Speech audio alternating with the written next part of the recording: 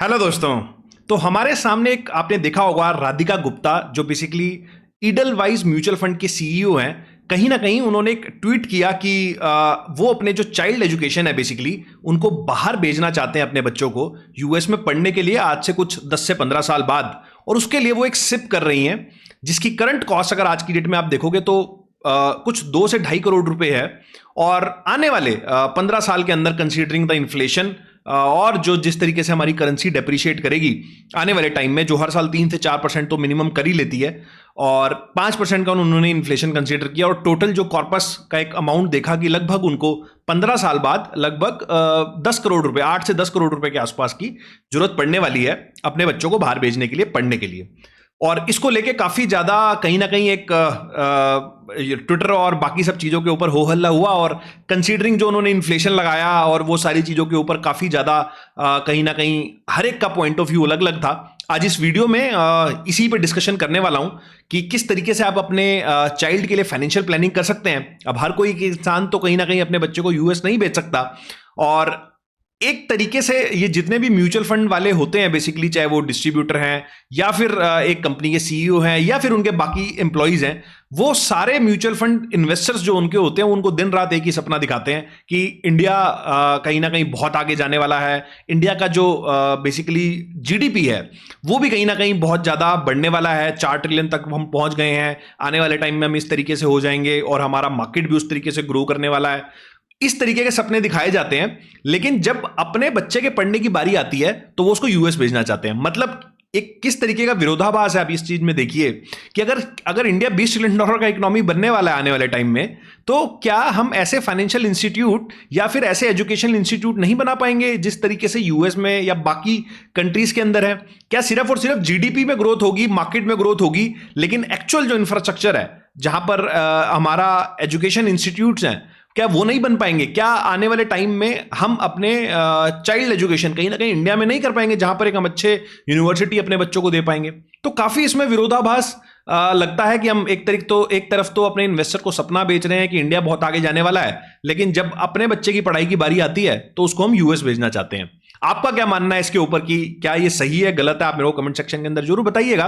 लेकिन इस वीडियो में अब इसको कंटिन्यू हम इस चीज को करेंगे कि बेसिकली हर कोई इंसान तो अपने बच्चे को नहीं भेज पाएगा यूएस, और जिस तरीके का आप देखोगे इंडिया का पर कैपिटा इनकम है सिर्फ $2700 एज ऑफ नाउ जब मैं वीडियो बना रहा हूं, तो किस तरीके से आप फाइनेंशियल प्लानिंग करके बेटर एक प्लान बना के कहीं ना कहीं इंडिया में किस तरीके से इसको ऑप्टिमाइज कर सकते हो, इस तरीके की डिस्कशन अब इस वीडियो में करेंगे।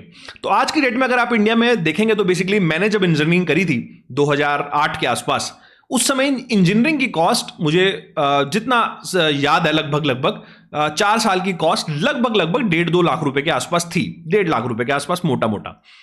और उसके बाद जब मैंने पोस्ट ग्रेजुएशन किया उसकी भी कॉस्ट कुछ 3.5-3 लाख रुपए के आसपास थी। तो टोटल अगर मैं अपना पोस्ट ग्रेजुएशन प्लस कहीं ना कहीं बाकी चीजें जोड़ लेता हूं, दोनों चीजें जोड़ लूंगा, तो लगभग मैं मान लेता हूं कि मेरे को 5 लाख रुपए का खर्चा ये लगभग 2010-11 के आसपास आया था।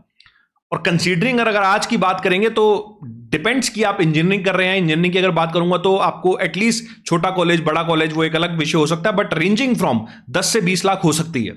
उसके अलावा अगर आप मेडिकल फील्ड में जाना चाहते हैं या किसी और फील्ड में जाना चाहते हैं, डिपेंड्स, आपकी कॉस्टिंग्स अलग अलग हो सकती हैं। तो फॉर अ चाइल्ड, जिसको आज की अगर मैं कॉस्ट की बात करूं, मैं इसको थोड़ा अपर साइड पे लेके चलता हूं।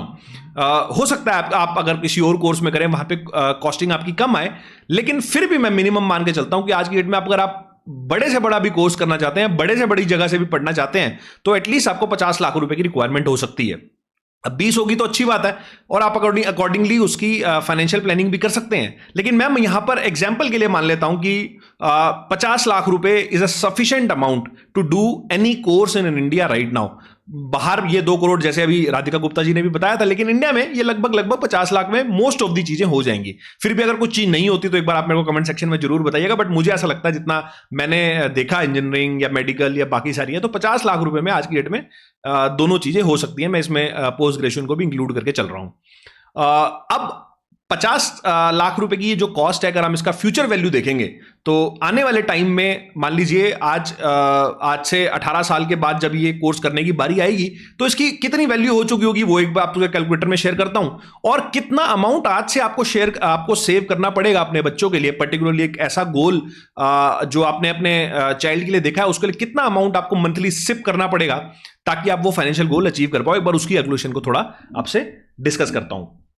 तो यहां पर आप देखोगे तो बेसिकली यहां पर मैंने ये इन्फ्लेशन कैलकुलेटर ओपन किया है और 50 लाख रुपए का जो अमाउंट जैसे मैंने अभी आपसे डिस्कस किया वो कहीं ना कहीं मैंने मान के चला कि आज की डेट में कहीं ना कहीं 50 लाख रुपए मेरे को चाहिए होंगे। और मैंने मान के चला है कि 18 साल बाद इसकी जो एक्चुअल कॉस्ट हो जाएगी 10% का मैं इन्फ्लेशन मान के चल रहा हूं। अब इन्फ्लेशन इसलिए मान के चल रहा हूं क्योंकि जिस तरीके से चीजें बढ़ रही हैं, मैंने आपको जैसे बताया कि 5 लाख रुपए मेरे टाइम पे लगा था दोनों चीजें होने में, और आज की डेट में मेरे हिसाब से ये 3 से 4 गुना तो आराम से हो चुका है।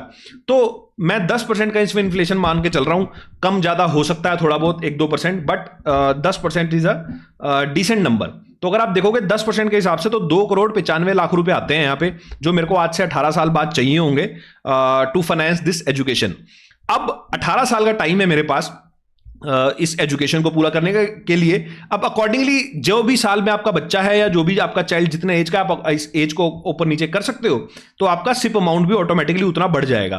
तो अब ये जो 3 करोड़ रुपए की लगभग मेरे को 2,95,00,000 की मेरे को रिक्वायरमेंट, अगर आज की डेट में मेरे को 18 साल में इतना पैसा इकट्ठा करना है तो मेरे को लगभग मैं 12% का इसके अंदर अपना एक्सपेक्टेड रिटर्न मान लेता हूं कि मेरे को मार्केट से आ रहा है। और अगर इन्वेस्टमेंट ड्यूरेशन जो मैंने डाला है वो 18 साल डाला है, और जो गोल अमाउंट है वो 2,95,86,140 रुपए। तो अगर आप देखोगे तो यहाँ पे मंथली सिप अमाउंट जो मेरा आ रहा है वो लगभग 40,000 के आसपास आ रहा है। तो आज की डेट में मेरे को जब 3 करोड़ रुपए की वो रिक्वायरमेंट होगी तो मेरे को लगभग आज की डेट में 40,000 रुपए की मंथली सिप करनी पड़ेगी to finance my child's education. तो आई होप आपको इसको थोड़ा समझ में आया होगा कि किस तरीके से आप अपनी फाइनेंशियल प्लानिंग कर सकते हैं, किस तरीके से आप डिफरेंट गोल्स को लेके अब उसमें गोल्स डिफरेंट हो सकते हैं। एक चाइल्ड का कहीं ना कहीं एजुकेशन का गोल हो सकता है, एक चाइल्ड मैरिज का गोल हो सकता है, आपकी रिटायरमेंट का गोल हो सकता है। डिफरेंट गोल्स के लिए आप डिफरेंट सिप्स कर सकते हैं।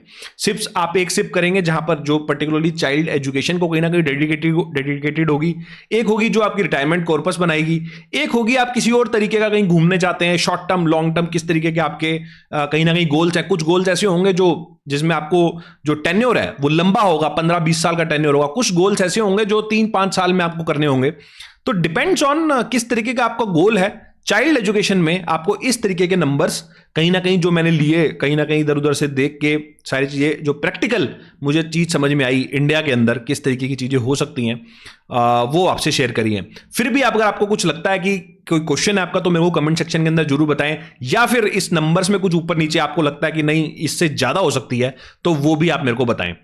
आई होप वीडियो अच्छा लगा होगा, और किस तरीके की चीजें आप चाहते हैं मैं इस तरीके की वीडियो और बनाऊं तो वो भी मेरे को कमेंट सेक्शन के अंदर लिख के जरूर बताएं। और अगर कुछ वैल्यू मिली है इस वीडियो से तो चैनल को लाइक शेयर और सब्सक्राइब जरूर करें।